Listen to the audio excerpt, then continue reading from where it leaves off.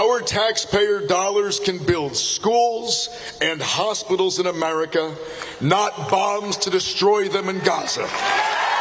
If you aren't already, you really need to be paying attention to Graham Platner, and his speech last night at Bernie's Oligarchy Tour is a great showcase as to why. So in this video, I'm going to get to a couple of clips from that incredible speech, including what got the biggest applause line, and I think that should be a good indicator for other politicians, other Democrats, to really understand what people are feeling right now. And this gets to his race, which is in Maine. So he is running to become the candidate, the Democratic candidate, to run against Susan Collins for Senate in Maine. Right now, the governor of Maine is still considering a run for Senate, Governor Mills, but has not yet decided, saying that election is a year from this coming November. That's many months away. I don't think people want to hear about a political campaign that early before the election. Now, normally I think she'd be right. But based on the reaction to Graham Platner during his speech and the interest that people are already showing in this race, I think this is sort of a different time right now. And people are looking to political leaders to voice what they've been feeling. So the standing ovations were aplenty for Graham Platner at this Maine event. As Anna Barr tweets out here, 5 standing ovations in a row for Graham Platner on Susan Collins' capitulation to Trump. Quote, symbolic opposition does not reopen hospitals. Selling out working class voters is disqualifying to serve in the United States Senate. And look at that crowd there. So I'm going to get to a couple of clips in just a second here, but here is the Fighting Oligarchy Tour poster. Worth noting, Troy Jackson, who's running for governor, was also there. Bernie has endorsed both Graham Platner and Troy Jackson. And they grew 6,500 people to southern Maine on Labor Day Monday to discuss building a grassroots movement to fight the oligarchy, and to introduce them to Graham, and also mention that, of course, Bernie endorsed Graham Platner. Now, let me get to the first clip here. So this gets to the obvious one, which is affordability. The fact that things are getting worse while also getting more expensive, while people are also making less money. So Graham Platner, I think, lays it out very well here and is not afraid to call out what the problem is. We live in a system that has been built by the political class to enrich and support billionaires on the backs of working people.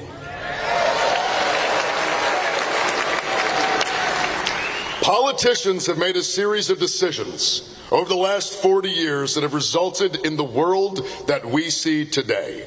Their choices have left many of us with very little, while very few accrue vast amounts of wealth. In 1990, there were less than 100 billionaires in the United States. Today, there are over 800. When you look around, I ask you that when you look around, do you see a community and a state that is 8 times wealthier than it was in 1990? Much of the world that we have today is the specific result of policy choices made by establishment politicians.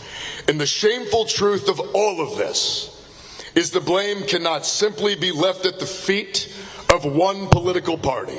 All right, a couple things there I want to highlight. I think I'm a visual learner, right? So hearing that stat around how many billionaires there were in 1990, and there's 8 times that now, and have things improved 8 times as much as they were in 1990? Obviously not.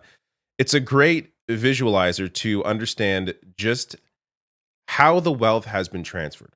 It's not as if the money has been sucked, completely sucked out, though it has in some ways. We'll get to that next. But it's been sucked to a specific group of people. People at the very, very, very, very top, less than 1,000 people, 1,000 billionaires, hoard all of this wealth while the rest of society is losing out. And you've seen that from the pandemic. Since the pandemic, look who's gained money. Billionaires have multiplied their wealth. Meanwhile, the rest of us have only gotten worse. So there really needs to be a focus on that, and of course there has been from Bernie for years, and a handful of other Democrats. But the way you communicate it, I think matters, and I think Graham Platner does a great job there. Now, the other thing worth mentioning is the fact that he blamed both Democrats and Republicans. Now, I think it's fair to argue that Republicans are clearly worse. Just the cultural impact alone that Trump has had, but the GOP generally on society has just been a complete negative. But when you have a moment like this type of insurgent candidate stands out, and I think stands out particularly in Maine, where you have a plurality of people at 33.71% identifying as unaffiliated. So not identifying with any party. This number is only growing because of the dissatisfaction that people have with both parties. So to have somebody who is willing to be honest about that, willing to be honest about the track record of Democrats as well as of course Republicans, I think that benefits the campaign. Now I want to get to the next clip here. This was the biggest applause line of the night, and not just when Graham Platner brought it up, but when other people during their speeches brought it up as well. So I'll show you a clip from Bernie as well when he brings up this topic. But check this out. We must stand in the way of those attacking the right of women to make choices about their own bodies.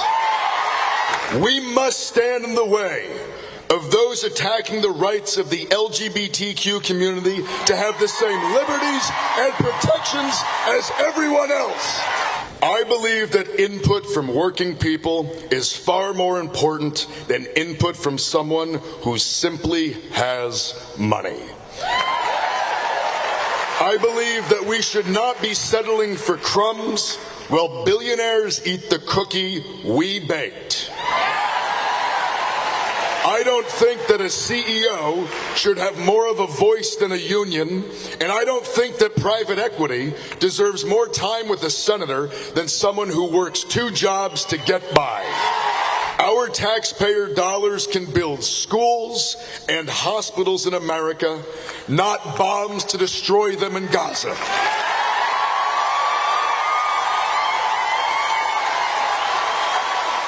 That was the biggest standing ovation of the speech. That went on for over 30 seconds. It's such an obvious line, such a clear way to discuss the issue, both the depravity of it all and also just the absurdity of all this money being spent on weapons to bomb innocent people.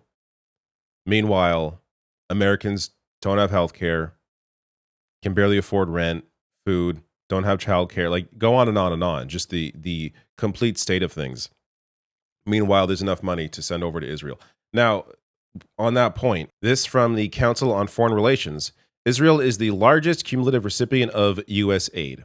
Now, these are figures between 1946 and 2024, though they do not yet have the complete numbers of 2023 and 2024, meaning that since October 7th, these aren't even the complete numbers. We're going to get to, of course, what's happened since. But it's the amount of money being sent, military money particularly, being sent to Israel is indefensible.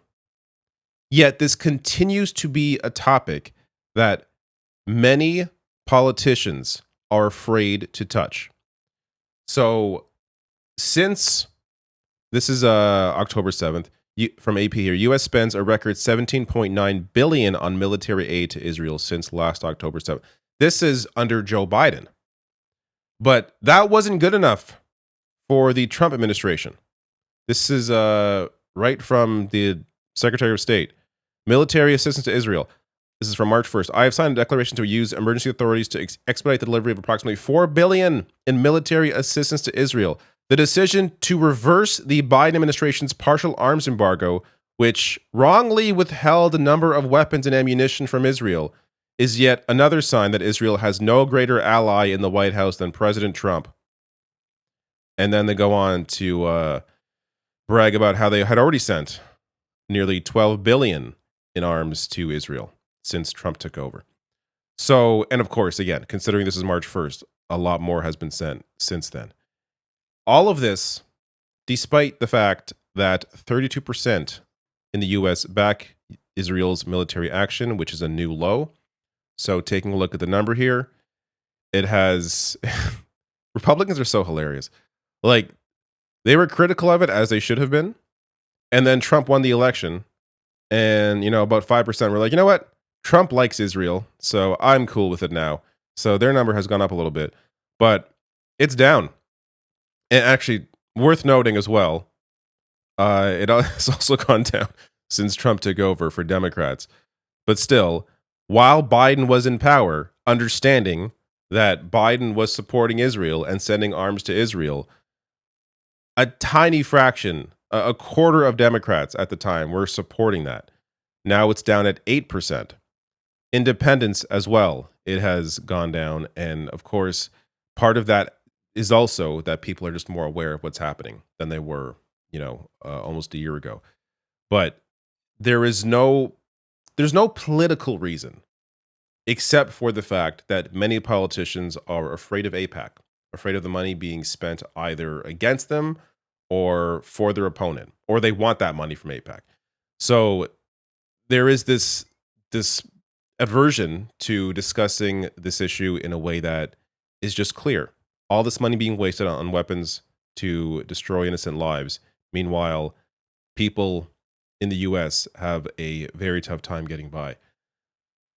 Last thing I want to share here is the clip from Bernie Sanders when he brought up Gaza. Because again, both these lines were the biggest applause lines, showing that this has to be an issue that politicians speak more to. It's not just taking them on economic issues.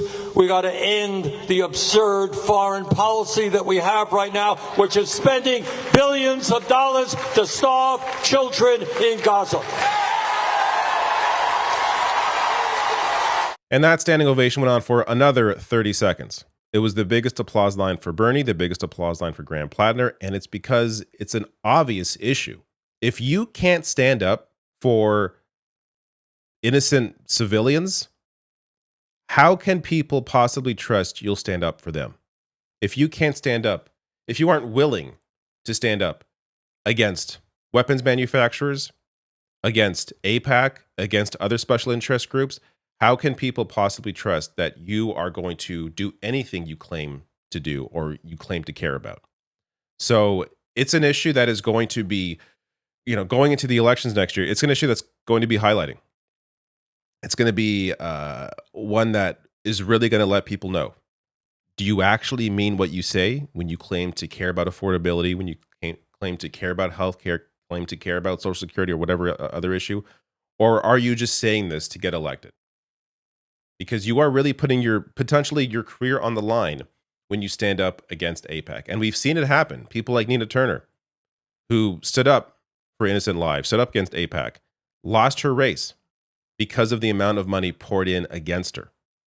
So voters understand this issue is incredibly not just important, but it really indicates if you're full of shit or if you're the real deal.